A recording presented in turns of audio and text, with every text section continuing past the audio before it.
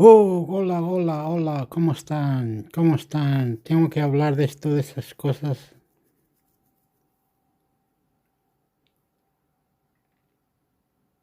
Oh, ¿cómo están? Sí, a ver, ¿cómo esto? Dios, Dios, Dios, ¿cómo esto? Chile, Chile, Chile, viva Chile, mierda.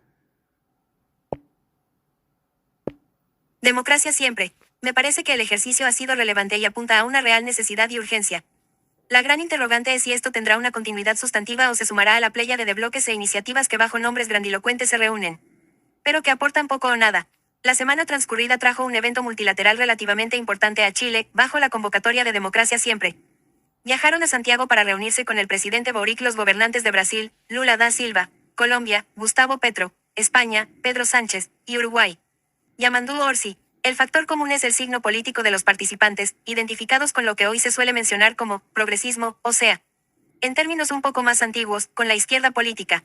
Sin duda que los pesos pesados de la reunión fueron Lula da Silva y Pedro Sánchez, los que, con motivo de la Asamblea General de Naciones Unidas del año pasado, decidieron impulsar un movimiento de estados en favor del multilateralismo y de la democracia, en un contexto de acelerado deterioro de ambos sistemas. El presidente brasileño en sus 3 mandatos está en el tercero, se ha caracterizado por una activa política exterior, buscando siempre instalar a Brasil en un rol más relevante en la arena global, por cierto con resultados diversos. Una constante de sus iniciativas ha sido generar bloques o alianzas que hagan algún contrapeso a la hegemonía estadounidense. En esa línea estuvo, por ejemplo, el BRICS, Brasil, Rusia, India, China y Sudáfrica.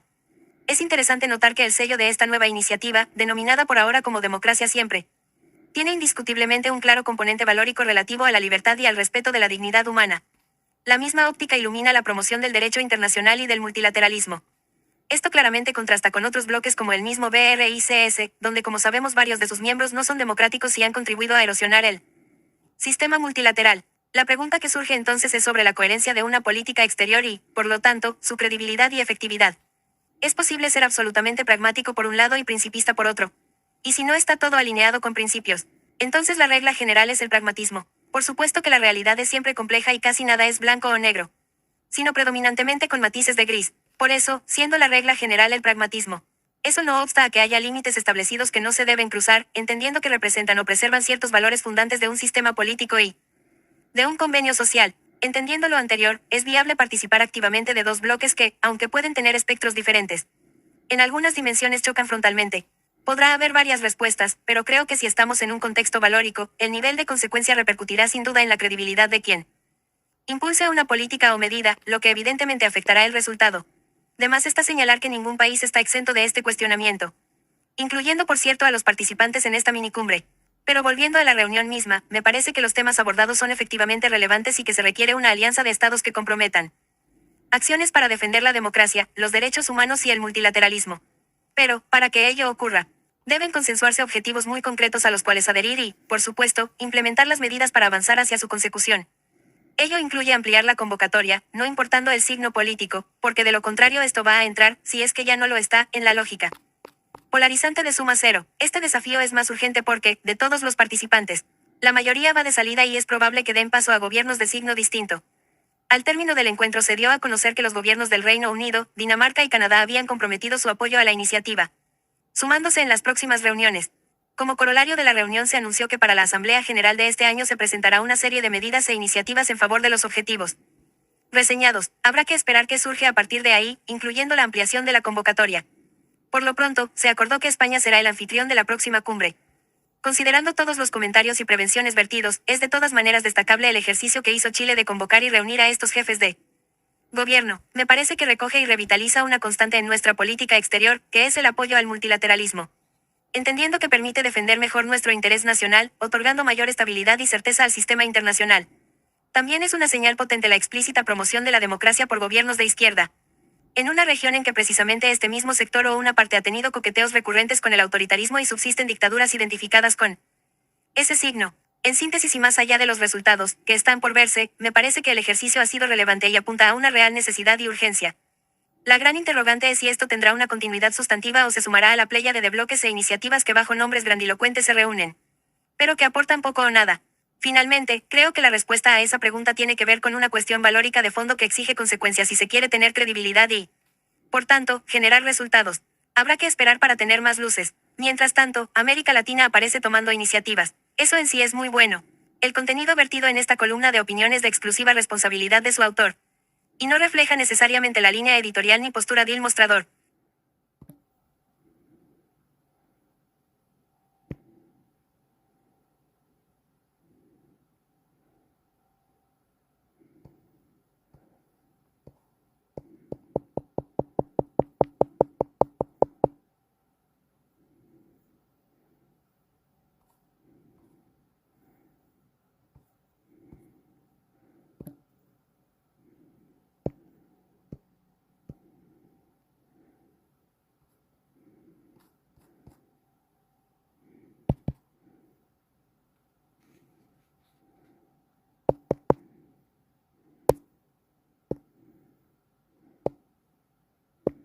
El objetivo tras la arremetida política y judicial de Matt Day contra Cast y los bots republicanos.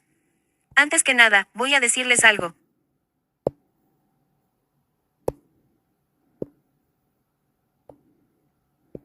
El objetivo tras la arremetida política y judicial de Matt Day contra Cast y los bots republicanos. Antes que nada, voy a decirles algo. Con estas palabras, la noche del domingo, la candidata de Chile Vamos, Evelyn Matt Day, UDI, comenzó su intervención en el comité político, dejando claro que no había ningún espacio para hacerla desistir de una querella contra 4 o 5 sujetos identificados desde su comando y en Renovación Nacional, RN, como presuntos responsables de una serie de cuentas bots ligadas al Partido Republicano, por conductas que según abogados consultados revestían el carácter de delitos informáticos. Evelyn explicó que era una decisión personal y que estaba tomada. Lo que le habían hecho era brutal y que venía una nueva escalada. Había cuentas que retuiteaban hasta 70 veces una misma información falsa, y había evidencia de que las cuentas estaban ligadas a la estructura directiva de los republicanos, identificando a algunas personas. Nos avisó que lo expondría en la entrevista de Radio Infinita. Sostiene una fuente que conoció el contenido de lo que se abordó por Zoom la noche del domingo. Ella nos dijo, voy a hacer esto mañana en la radio. En la cita del domingo, una versión señala que hubo respaldo unánime a su decisión. Otra indica que varios de los asistentes no estaban muy de acuerdo. No obstante, se mencionó que los ciberataques no solo habían afectado a Matt Day, sino también a senadoras, alcaldes y dirigentes de Chile Vamos. Ella no lo planeó para la discusión. No fue una pregunta. Ella dijo, voy a hacer esto mañana en la radio. Hubo caras de sorpresa, pero todos la respaldamos, asegura otra fuente que conoció de la videollamada. En los 30 minutos de la entrevista radial, Matt Day expresó su preocupación por el uso sistemático de bots y cuentas anónimas para difundir desinformación que, según ella, buscaban destruir su candidatura. Matt Day, que había estado denunciando esta campaña desde hace 11 días tras un reportaje del Mostrador, reveló que consideraba no apoyar a José Antonio Cast en caso de llegar a una segunda vuelta electoral. Sus declaraciones generaron un impacto en el ámbito político de la derecha, donde se estaban estudiando acuerdos de omisión para senadores y diputados, en un intento por asegurar una mayoría en el Congreso. Me han tratado como enemiga y han intentado destruir a Chile Vamos, manifestó, añadiendo que estas campañas son más propias de regímenes autoritarios. En este contexto, planteó que ha comenzado a reunir evidencia que sugiere la falta de espontaneidad detrás de los mensajes negativos, todos provenientes de un grupo específico de cuentas que apoyan la candidatura de Cast. Entre los argumentos que se expusieron en la cita, se destacó que se estaba traspasando la línea hacia la difamación y que había un menoscabo al régimen democrático. Asimismo, Matt Day lo consideraba un acto de matonaje contra una mujer y advirtió que llegaría hasta las últimas consecuencias para destapar la relación de los bots con los republicanos. Según explican en la centroderecha, en la reunión por Zoom del Comité Político del Comando Presidencial de Matt Day también se abordó el impacto que la arremetida podría tener en una lista única parlamentaria. Uno de los elementos que se tuvo en cuenta fueron las declaraciones de la secretaria general del partido de Cast, Ruth Hurtado, en la tercera, donde afirmó que no hay una posibilidad de lista única. En el bloque de centroderecha se llegó al convencimiento de que no había disposición a negociar, sino ánimo de imponer. Matt Day acelera la querella el fin de semana.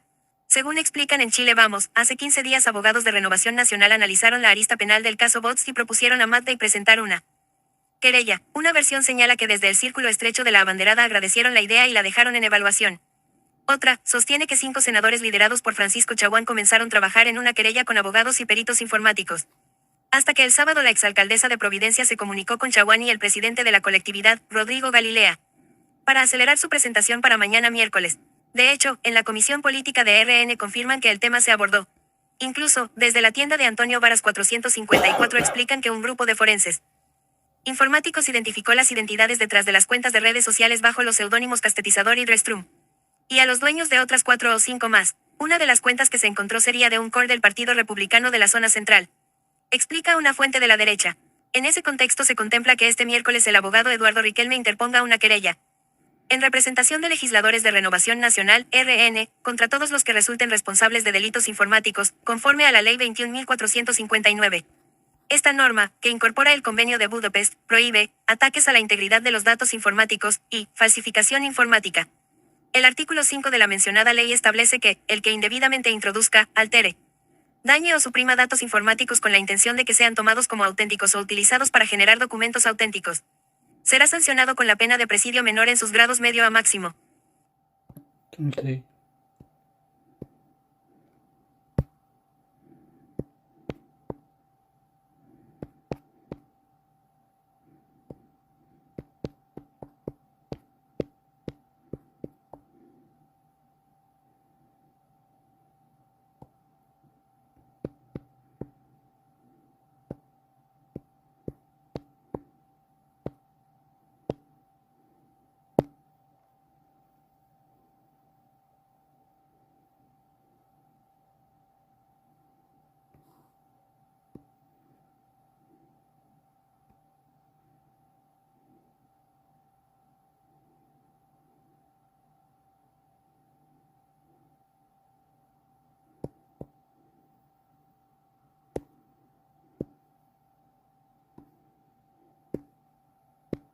Protestas en Chile. 3 claves para entender el histórico acuerdo para cambiar la constitución redactada durante el régimen de Pinochet. BBC News Mundo. Autor, Fernanda Paul. Título del autor, BBC Mundo.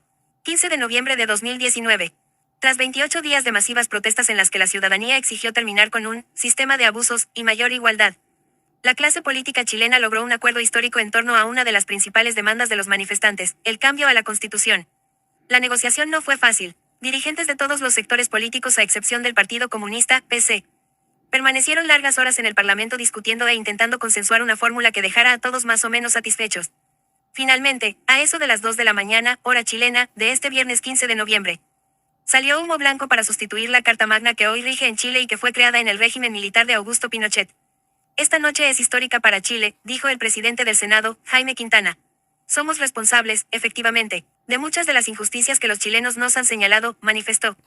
A grandes rasgos, el pacto estableció la convocatoria de un referendo en abril de 2020 en el que los chilenos tendrán que responder 2 preguntas. Primero, si quieren o no una nueva constitución, y, segundo, qué tipo de órgano debería redactarla. Aunque aún es difícil vaticinar si esto calmará o no la furia de los manifestantes. Diversas figuras públicas y de distintos espectros políticos han valorado positivamente el acuerdo y han llamado a la paz social. Pero, ¿de qué se trata realmente el consenso? ¿Por qué es histórico? ¿Y cuáles son las reservas que existen al respecto?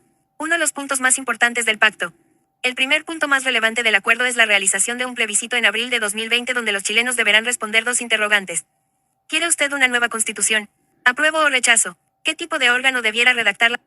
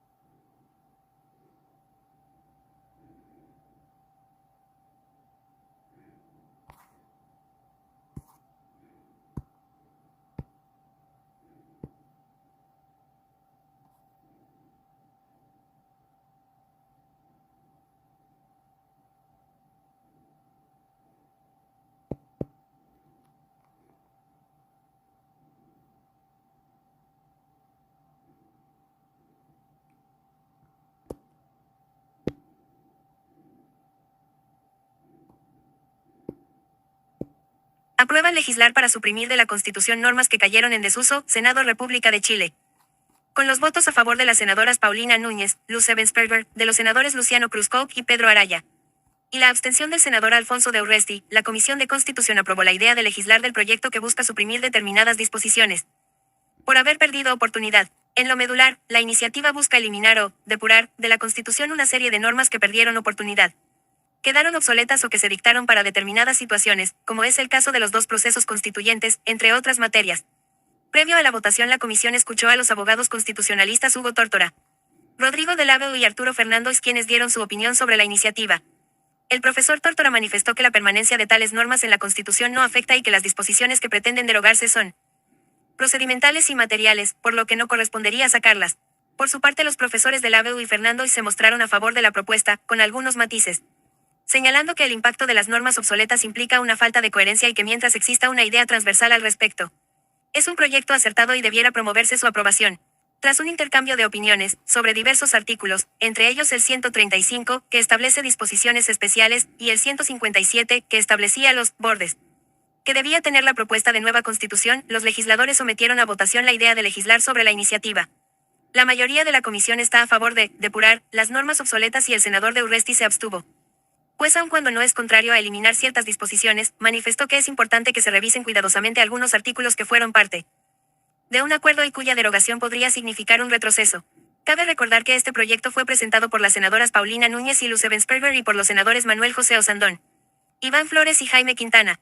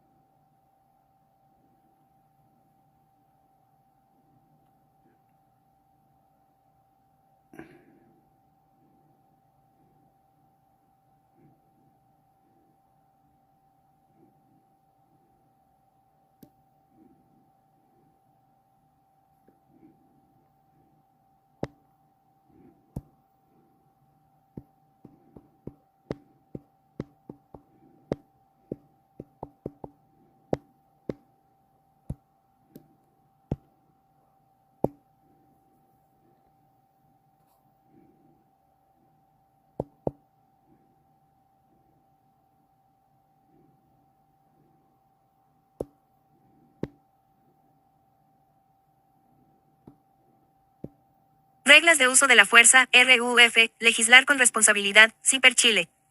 El autor de esta columna analiza los detalles de la normativa de reglas del uso de la fuerza, RUF, que se está discutiendo en el Congreso.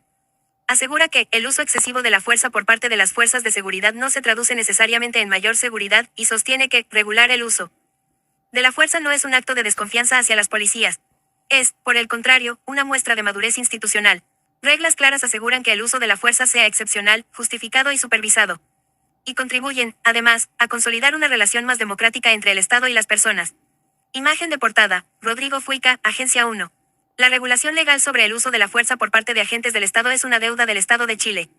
Actualmente, las directrices que rigen la actuación de las fuerzas de orden y seguridad pública y de las Fuerzas Armadas son en su mayoría normas de rango infralegal, normativamente dispersas y poco coherentes. Lo anterior no solo genera incertidumbre operativa, sino que también deja espacios peligrosos para la arbitrariedad, afectando tanto a los funcionarios encargados de hacer cumplir la ley como a los derechos de la ciudadanía. El proyecto de ley que establece normas generales sobre el uso de la fuerza para el personal de las fuerzas de orden y seguridad pública y de las Fuerzas Armadas, RUF, que se encuentra en su etapa final de tramitación, surgió como una oportunidad para corregir esa precariedad normativa, dotar al país de un marco legal coherente, claro y alineado con los estándares del derecho internacional de los derechos humanos. Sin embargo, las últimas modificaciones introducidas por el Senado amenazan con vaciar de contenido ese propósito. Entre los cambios más preocupantes se encuentra la eliminación del principio de proporcionalidad, uno de los pilares fundamentales del uso legítimo de la fuerza según los principios básicos de Naciones Unidas sobre el empleo de la fuerza y de armas de fuego, así como la supresión de la exigencia de que el uso de fuerza potencialmente letal para la protección de infraestructura crítica deba fundarse en una amenaza actual a la vida. También se eliminó la norma que prohibía expresamente el uso de la fuerza contra personas ya reducidas. Se suprimió el deber de evitar apuntar hacia el torso y el rostro en el uso de armamento no letal y se eliminó el principio de rendición de cuentas. Este último clave para asegurar que todo acto de fuerza ejercido por agentes del Estado sea revisado, investigado y, en caso de abuso, sea sancionado. Estas modificaciones no solo implican un retroceso en estándares internacionales ampliamente reconocidos, sino que perjudican el objetivo y alcance que busca el proyecto de ley. Lejos de fortalecer el trabajo de carabineros y de las Fuerzas Armadas en funciones de seguridad pública interior, una regulación deficiente debilita su legitimidad, contrariamente a lo que parecen sostener algunos. Normas ambiguas o permisivas aumentan el margen de discrecionalidad, elevan los riesgos de las actuaciones policiales y generan un terreno fértil para la judicialización de los procedimientos, que es justamente lo que se busca evitar con un proyecto de ley de esta naturaleza. Algunos analistas han intentado reducir este debate a una falsa dicotomía: quienes están a favor de carabineros y quienes estarían en contra. Según ese relato, establecer reglas claras sería limitar su actuar. Afirmar lo anterior es no entender lo que está en juego. Normas claras protegen tanto a la ciudadanía como a los propios funcionarios de carabineros y fuerzas armadas, dotándolos de criterios objetivos, previsibilidad y respaldo institucional. Hacerles creer que más ambigüedad es más eficacia es un error técnico, político y operativo. Nadie gana en un escenario donde los márgenes de acción no están bien definidos. Una ley de reglas de uso de la fuerza no puede nacer como refugio de la impunidad o como impunidad disfrazada de eficacia policial. La experiencia internacional demuestra que el uso excesivo de la fuerza por parte de las fuerzas de seguridad no se traduce necesariamente en mayor seguridad. En Brasil, por ejemplo, la policía fue responsable de 1 de cada 4 muertes violentas en 2024.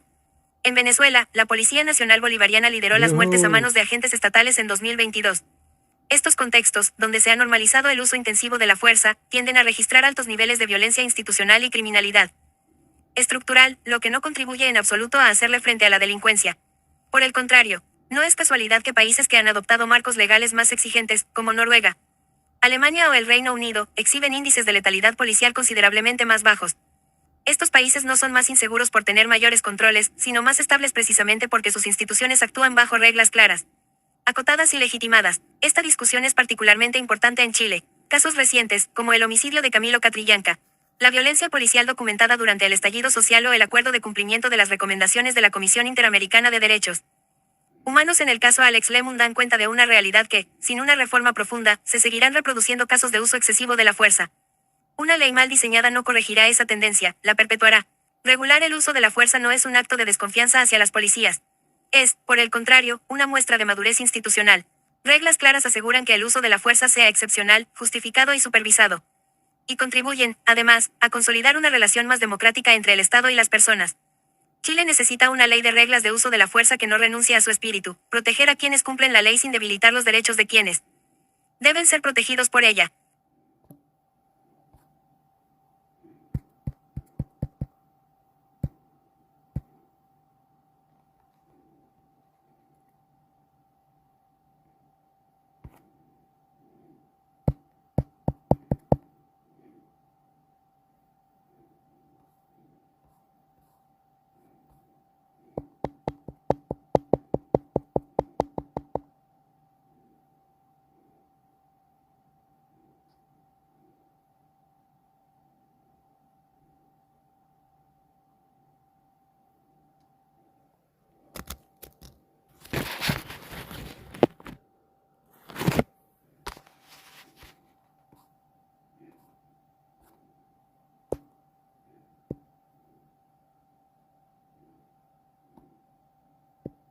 Louis André Williams, autor en CIPER Chile.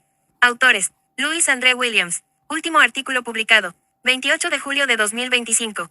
Fundador de Hogar en Quinta de TILCOCO, falleció en 2003 y aún se investigan sus actuaciones. La historia del sacerdote Alceste Piergiovanni, la segunda persona con más denuncias por adopciones irregulares investigada por la PDI. 16 a 123 Resultado 1. Total 1. Total página 1. Archivos. Del autor. Investigación 21 de marzo de 2025. 21 de marzo de 2025. Periodistas europeos y chilenos RSOPILARON múltiples casos ocurridos desde 2004. Adopciones ilegales de niños chilenos.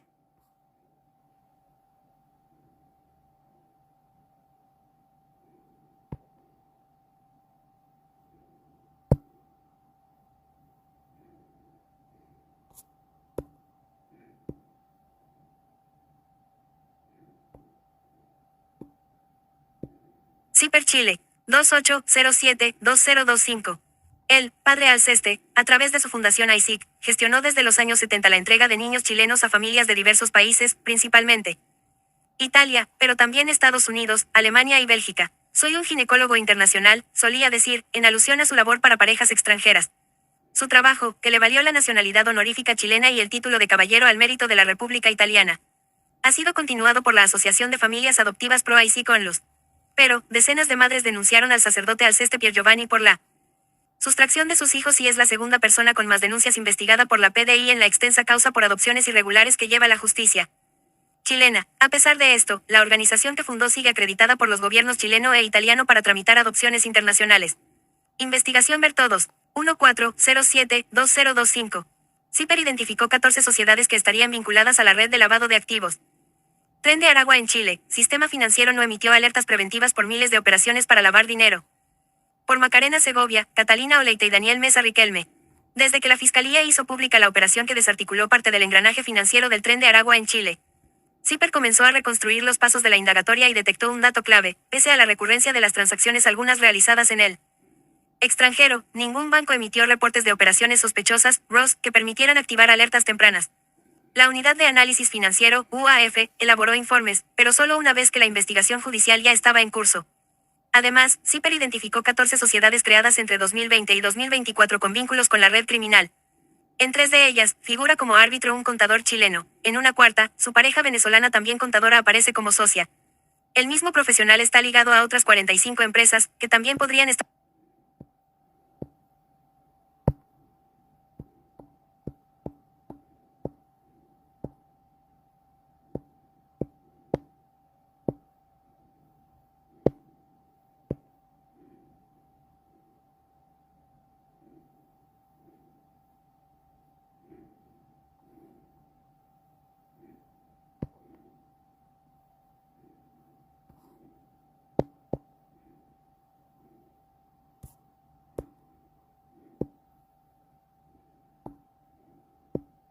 Fedetur activa reuniones con candidatos a la moneda para entregar propuestas y reactivar al sector. Diario Financiero.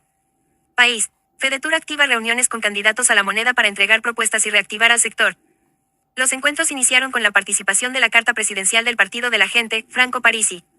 Y continuarán este martes con José Antonio Cast y el miércoles con Evelyn Matthey. Con Jara se reunirán en agosto. Por Carolina León. Publicado, martes 29 de julio de 2025 a las 4 de la mañana HRs. Mónica Salaquet, presidenta ejecutiva de Fedetur. Branded Content. Papel digital. Diario Financiero. Lee la edición de hoy, suscríbete.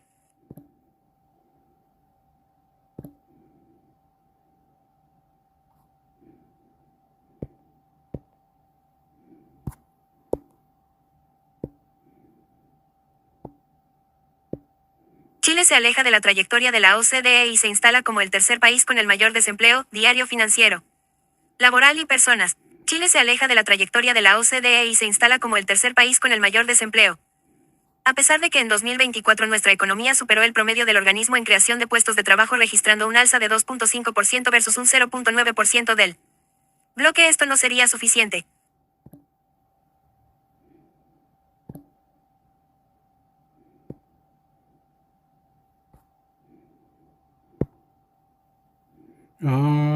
Se lo cambia para el fútbol.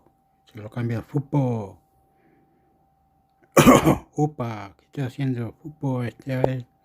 1, 2, 3, 3. Alex Sánchez.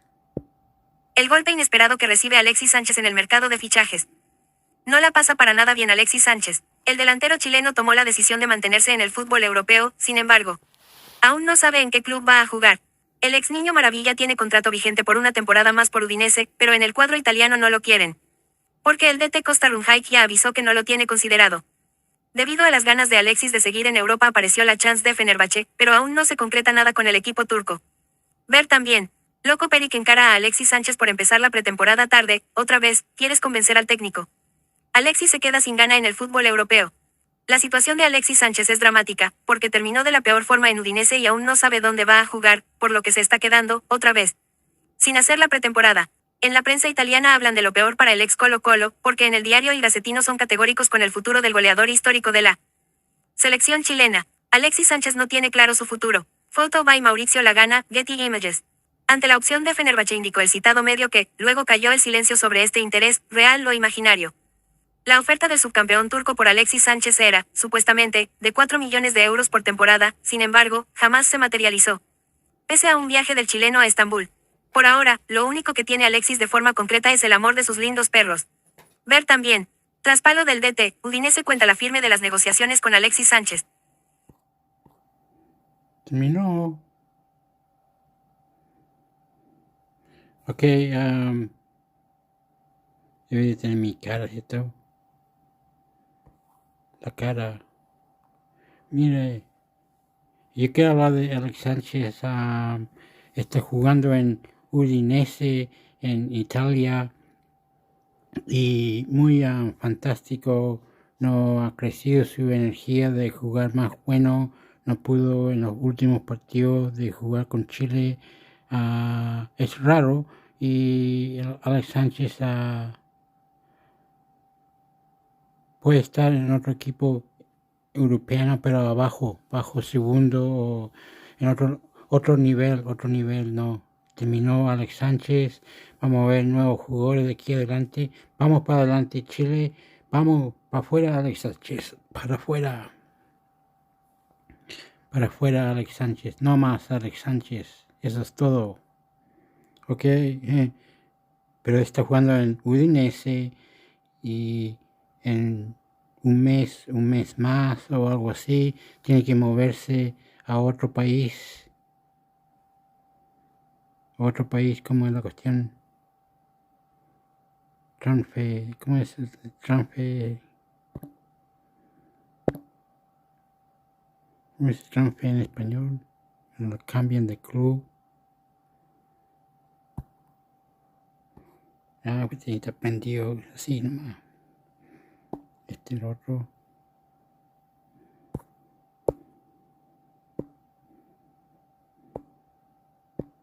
Colo-Colo, arrasan con blanco y negro por regalar a Cortés a Peñarol. Es un saco de problemas, lo que queda demostrando tangiblemente al mirar la tabla de posiciones de la Liga de Primera.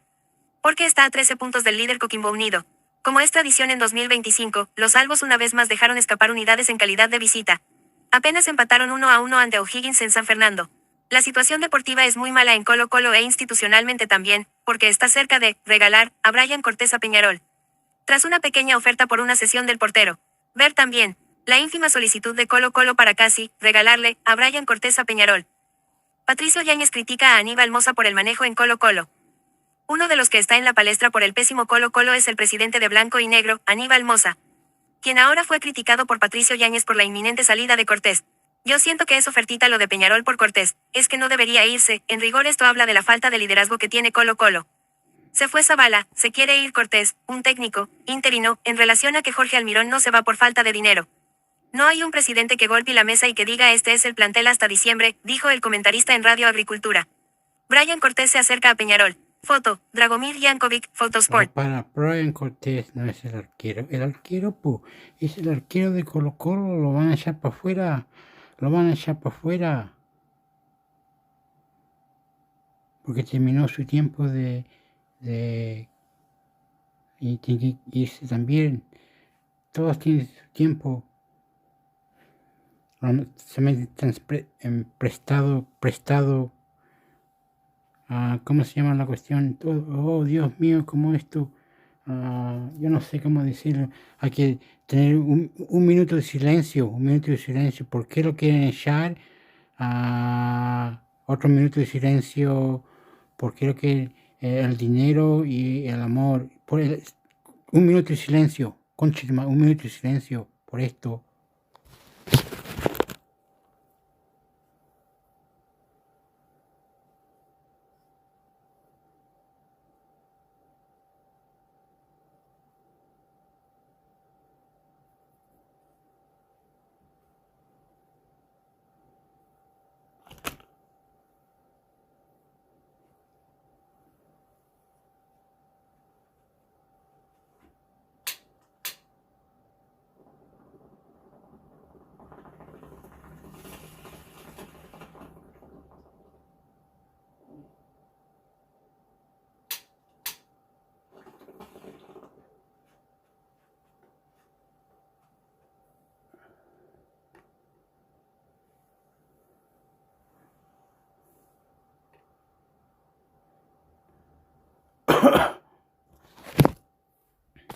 Ok, de vuelta. Bueno, si es un arquero que amor, ¿cómo podemos ganar? Queremos Brian Cortés, ¿cómo podemos ganar? Tenemos Cortés, Brian Cortés, ¿cómo podemos ganar? 1, 2, 3, 4, 5, 6, 7, 8, arriba, abajo, por dentro, todos lados, Brian Cortés. ¿A dónde debemos colocarte? Esto es una noticia. Photosport. Cuando suele ocurrir esto, es porque no están los liderazgos que convocan a trabajar en los últimos 4 meses de una manera de conseguir el nuevo objetivo. Que debe ser la Copa Libertadores, agregó. Por último, Patricio Yáñez indicó que lo que quiere hacer Bin con Cortés es prácticamente regalarlo, porque la oferta de Peñarol es muy mala. Llevarse a Cortés por un préstamo, que entiendo que están ofreciendo, es como querer deshacerse de un jugador que era titular. Arquero de la selección y que en algún momento su bajo rendimiento lo sacó de la titularidad, no es un negocio, es una ofertita, cerró. Ver también. Ídolo de Colo Colo fustiga a Jorge Almirón por ratonil, se dio muchísimo. ¿Cuándo y a qué hora juega Colo Colo vs Huachipato por la Liga de Primera? El próximo partido de Colo Colo en la Liga de Primera será ante Huachipato, el domingo 3 de agosto a partir de las 3 de la tarde horas, en el Estadio Monumental. 3 de agosto.